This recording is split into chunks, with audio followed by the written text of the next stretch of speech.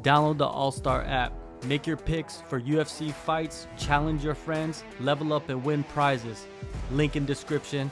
Get it now.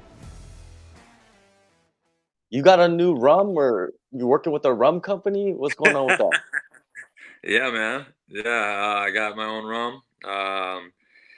Rum company that I've been drinking their stuff for a while and stuff, and I've been talking with them. It's been going on for a few years now, working on building my own and them helping me out and putting it together and stuff like that and coming up with a blend and all that. And finally launched it. And Ridge Rum is my rum. And yeah, I'm doing it all, man. And going there and get it set and everything, pulling barrels and dumping them and putting in bottles, selling, making sales, man, going out, getting in restaurants, doing the works, man.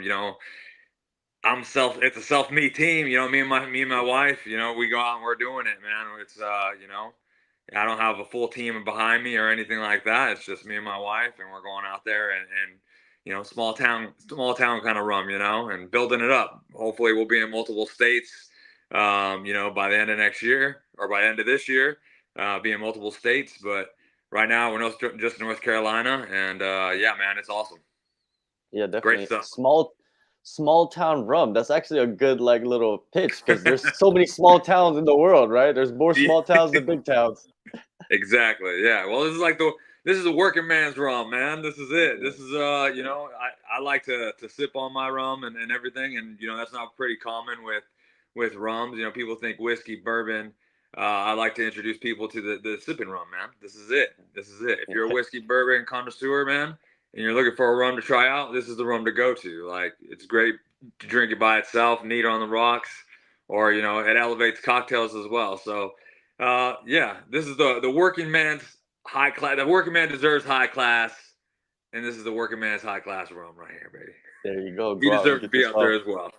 Yeah, get out there and get yourself a couple of bottles of that. And yeah, man, how was it going through the process of, doing all of that? You said it took you a little bit to get it right. What was the Yeah, process like? yeah, man. It was just taste testing, things like that, building the brand itself.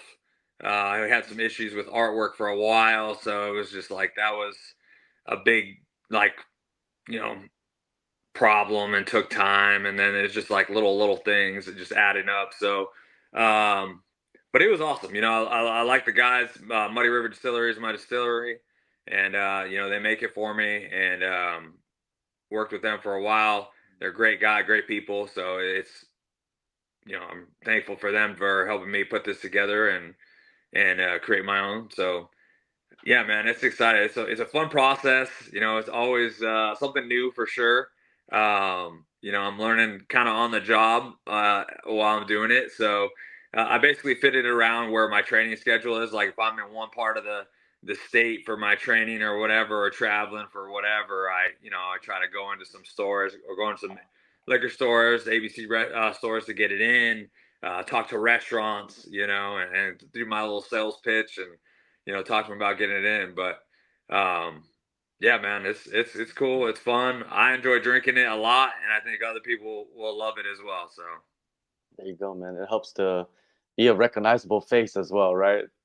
it definitely does help. Yeah, yeah. People were like, and I have to, I'm not that huge of a recognizable face either. You know what I mean? So, I do tell them, hey, I'm a local fighter. I fight in the UFC, whatever. That helps out. But Ridge Rum, once they taste it, they taste Ridge Rum, man. They kind of get it. They're like, man, this is quality right here. So And how's the farm going along? it's going. Lots to do. Since we moved to North Carolina, we kind of been just like rebuilding, and it just it's a process, man. It takes time. We've been able to, we're working on getting cows up to be able to put a livestock string of cows together to be able to butcher and everything like that. But we want high quality from with our meat. We want it to be right and everything, and that takes time. A really grass fed, you know from start to finish, it usually takes like 2 years, and that's when you have the calves coming out and you're doing it from a calf all the way up. So Usually takes them 2 years to get to weight and, be grass fed and be able to butcher. We did some lamb though. That was cool. So we had some sheep and butchered some lamb. And honestly, I think I've only had lamb maybe once or twice, a few times maybe when I was a kid. I don't even remember what it's supposed to taste like, what it tastes like, nothing. But we got some and we ended up butchering some, and man, amazing. Love it. Yeah. It turned out great. So we raised some more up, butchered those. We're excited. So, we got meat in the freezer. We're doing some meat birds. We got, chickens and the cattle's going to take a little bit longer. We did pigs. We butchered some pigs. So that was pretty cool to do that and experience that.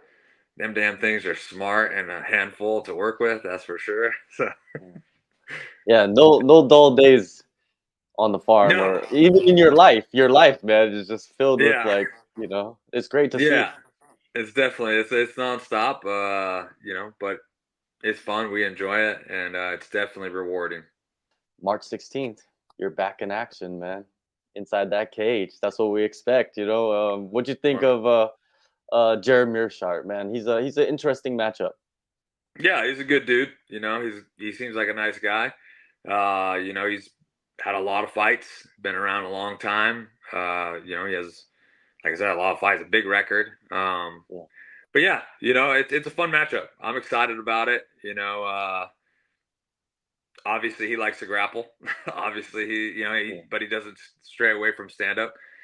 I'm not too worried about it. I'm gonna go in there. I'm gonna do me, man. I'm gonna go in there and show that I belong here. So Your last fight against Mahmoud, what'd you think of that? Did you feel good in that fight?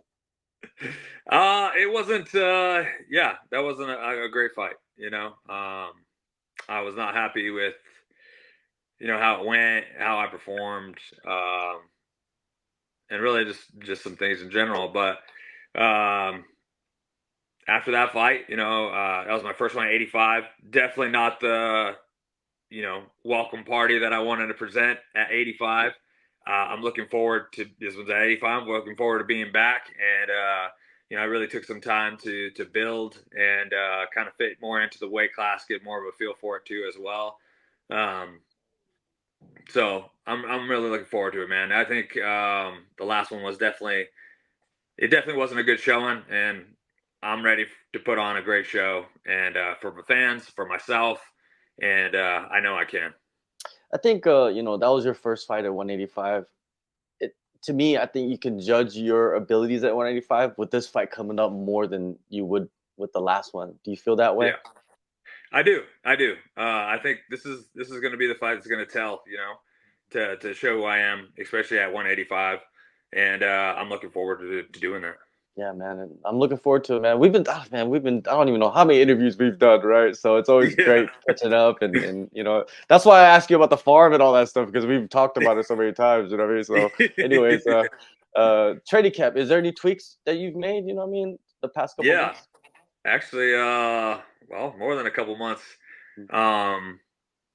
So after the last fight, I took some time, kind of reevaluated some things, kind of stepped back, looked at what I needed to do for myself, what I needed to do to get better and improve.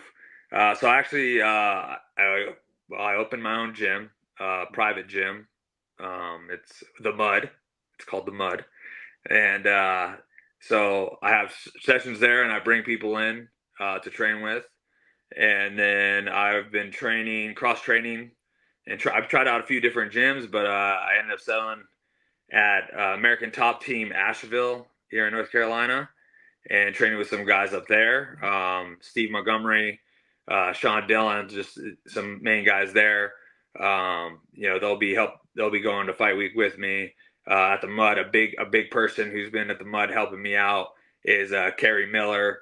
He's a up and coming MMA guy, and he's awesome. All these guys are great. But yeah, so I've been, spending my time at the Mud and then at ATT Asheville, and it's been great, man. I've been really focusing on improving, and ever since that, the last fight, like I said, I pulled back. I kind of just took time to just focus on improving skills and sharpening up in areas and everything, and just really breaking down just my whole style and improving it, and just being an overall better fighter.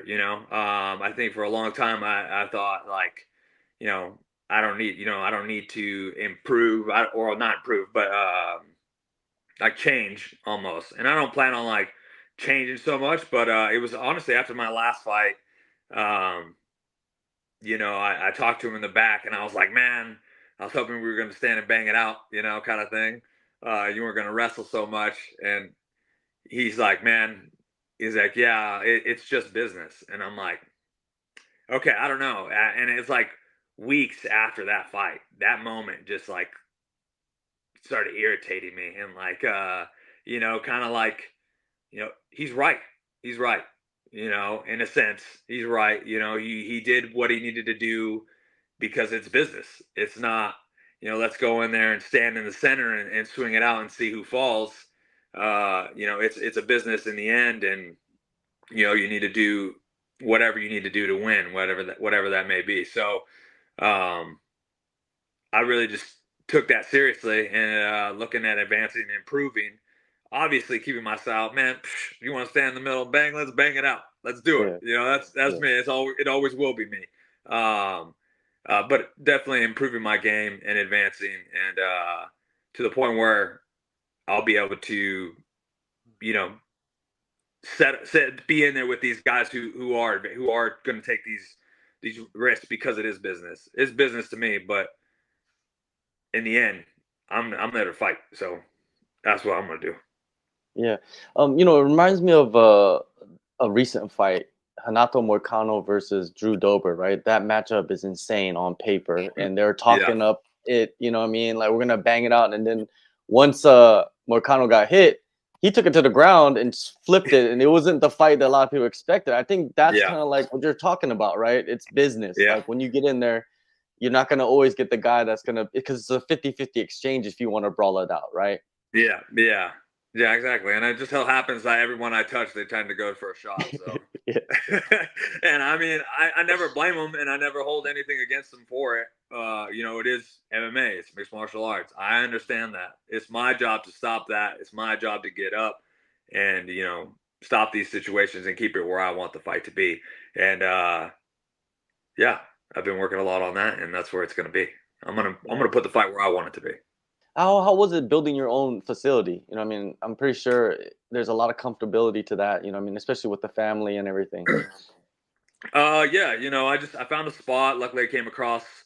I was kind of looking for something closer to home, obviously. But I originally thought we would build something on the farm, but then it was like the timeline would probably take longer. Um, and even still, it was like I was kind of down for a little bit after the fight. I took an eye poke in that fight pretty bad and put me down for a little bit. Um, Luckily, it was just a real bad cornea scratch. So it just took time to heal. It was a good month before I was like even able to do it. But eyes good now. Everything's good. And so I found a spot. Got some mats, put it together, and started like phoning the guys. Man, really, people that I wanted to work with, people that I wanted to train with. I knew I was going to cross train and try out a bunch of gyms, and mix in with people, and then hopefully, they would come cross train in my gym too, that they'd be interested in coming as well. And that did happen. Some guys came and cross trained, some guys didn't, and as far as guys from Jimmo that I trained at before, some of them came, some of them didn't. When I told them, it was, more so like, I don't expect anything from anybody. So I don't expect you to come. If you want to come, you're welcome to come. I would love to have you at any time. So, people took advantage of it. Others, not so much, and that's fine. I don't hold anything against them. Still love those guys. But it's been great. Like I said, I've been working a lot with Kerry Miller, a guy. He's been coming from Jimmo, and been working a lot with him. That's been awesome. Really helping each other and sharpening each other up. The ATT guys, they come down to the mud, they come train there, and I go up there partials of the week, and they come down partials of the week. So it's been really great mixing in with those guys. Just the whole process of having my own space and everything, and the whole thing, it was just really needed. It really brought me back, I guess. Lit a fire, man. Again, like I just was loving training again, was loving learning, love working with these guys again and stuff. And it just really changed my whole perception and how I was taking, fighting and just training and everything in general, and the way I was feeling about it at the time and everything, and kind of getting to this point. Man, it just reignited it, and it's definitely everything I needed. And it's been great, man. And it's been awesome having some great sessions in the mud and, at ATT. So it's been great, man. How do you view 2024 for yourself? Is it a pivotal year for you? I know every year is a pivotal year, but do you feel like this is a little bit more pivotal for you, at the age you're at and the division you're fighting in and all the circumstances? I mean, definitely. Like you said, it's always a pivotal moment, especially in this sport, So definitely. But what I can control is just stepping forward, taking another step every day. And that's really how I've been approaching this camp and everything like that. And my training and everything leading up to this fight is, just really controlling what I can and just taking one step every day. And, you got to walk before you can run, and really taking my time and not expecting more than I should, or anything like that. Just doing the best I can. And if it's a terrible day and I get smashed, well then awesome. Hell yeah, good. And we advance from that by drilling what I need to drill and improving, and just one step at a time. So that way when I step in that octagon, we hit the ground running, and I'm ready to run everything in there and put it all together. So it's definitely a pivotal moment, and just for me in my life, I guess, too. So I'm just excited to go in there and run the show, baby. Yeah. March 16th, UFC Fight Night, Gerald Meerschaert, Bam Bam.